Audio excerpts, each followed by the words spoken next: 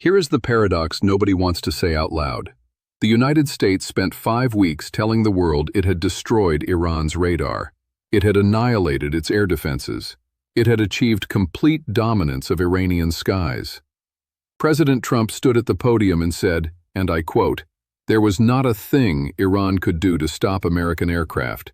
We are unstoppable," he said. And then, on the night of April 3, 2026, an F-15E Strike Eagle went down over Iranian territory. One crew member was rescued. The other, a weapons systems officer, is still missing. And as I record this, Iran is flooding civilian searchers into the mountains, offering rewards to anyone who finds an American airman alive. This is not a minor incident.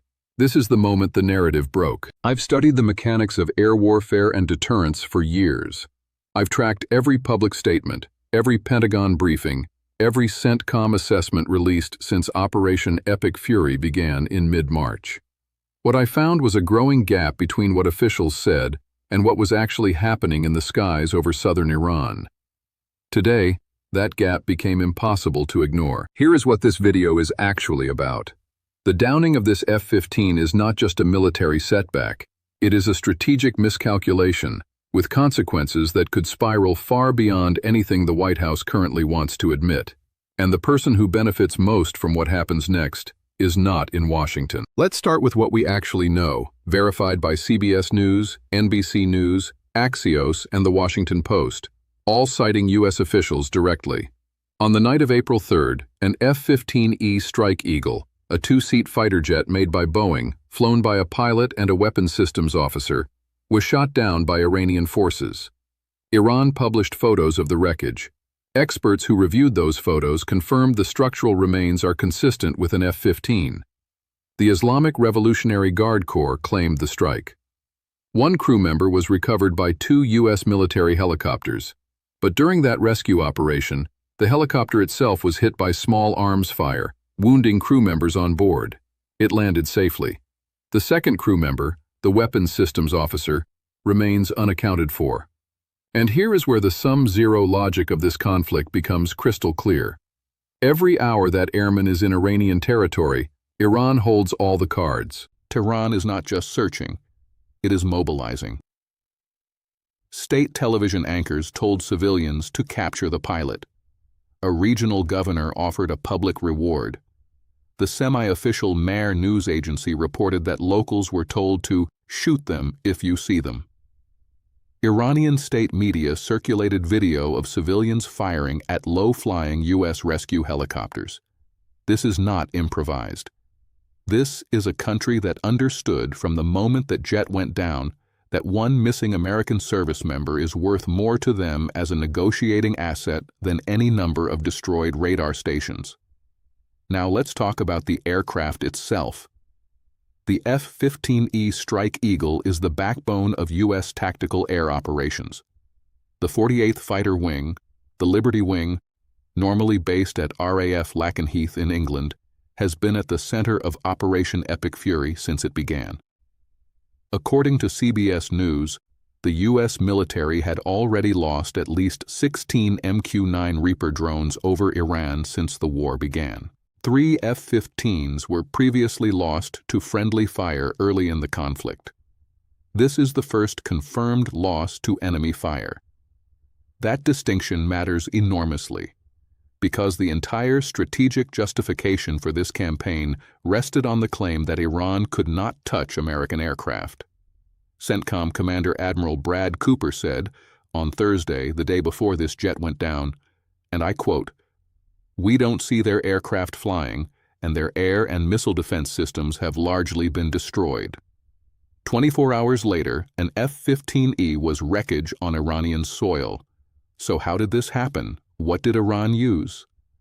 The official answer is that we don't know yet.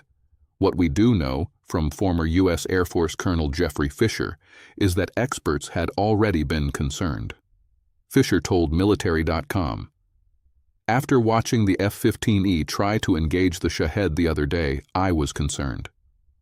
Iran has invested heavily in asymmetric air defense, not the kind of large radar arrays that American cruise missiles can easily target, but dispersed, mobile, low-signature systems, man-portable air defense weapons, ground-launched missiles operated by units that move constantly. Systems designed precisely to survive the kind of campaign the U.S. has been running. The architecture of the conflict was always a zero-sum game. Iran didn't need to defeat the U.S. Air Force. It needed to shoot down one jet at the right moment. And it did. Now let's talk about what happened next, because the cascade of events matters. An A-10 Thunderbolt, the legendary Warthog ground attack aircraft, was dispatched as part of the search and rescue mission.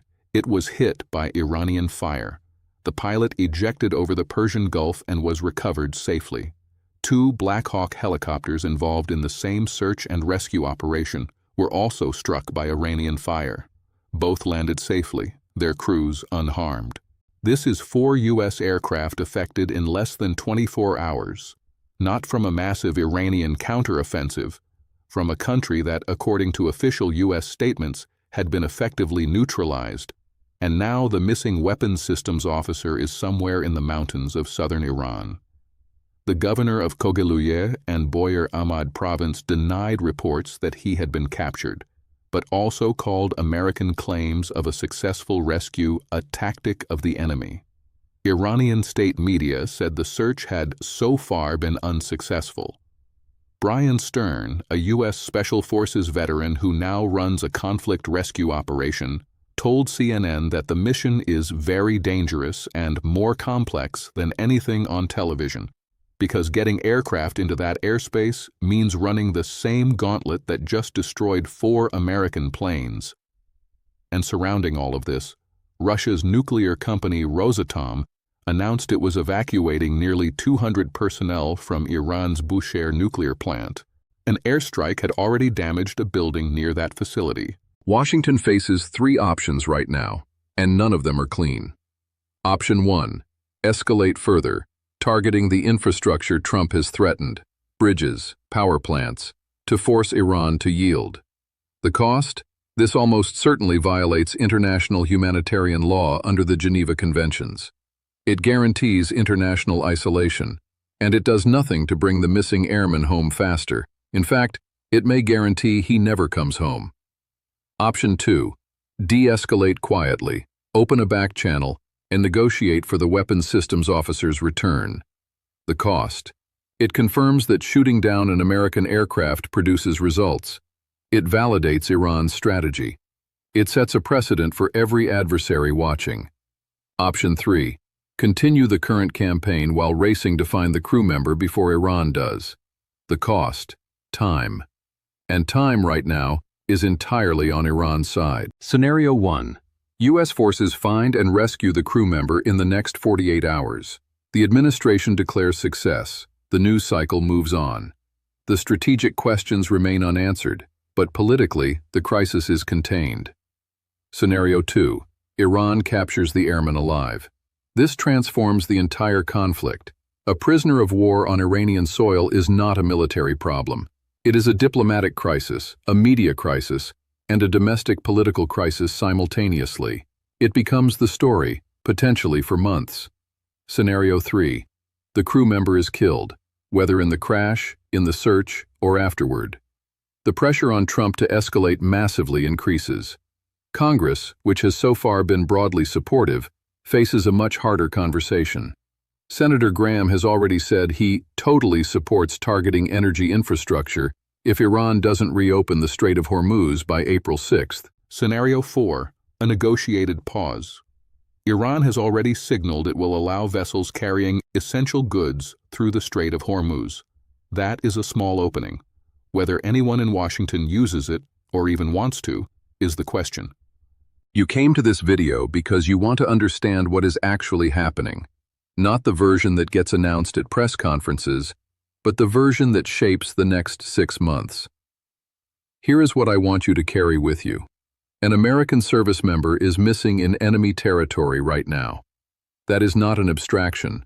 That is a human being, somewhere in the mountains of southwestern Iran, while their government figures out what the rules of this conflict actually are.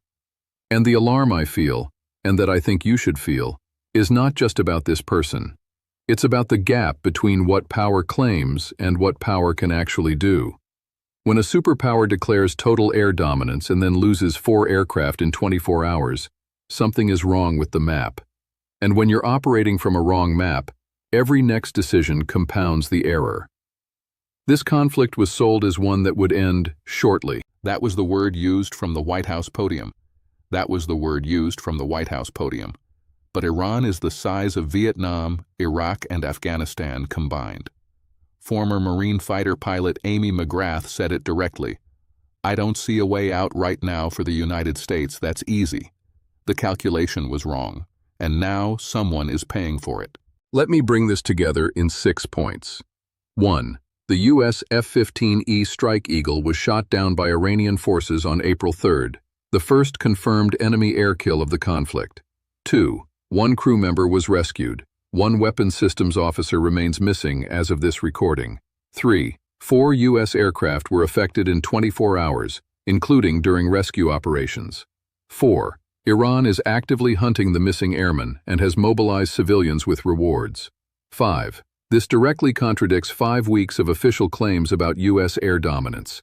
6. The next 48 hours will determine whether this becomes a rescue or a hostage crisis. The zero-sum logic of this conflict just shifted. Iran doesn't need to win the war. It just changed the terms of the negotiation. Here is the question I leave you with. If the missing crew member is captured alive, what does the United States do next? Leave your answer below. I read every comment.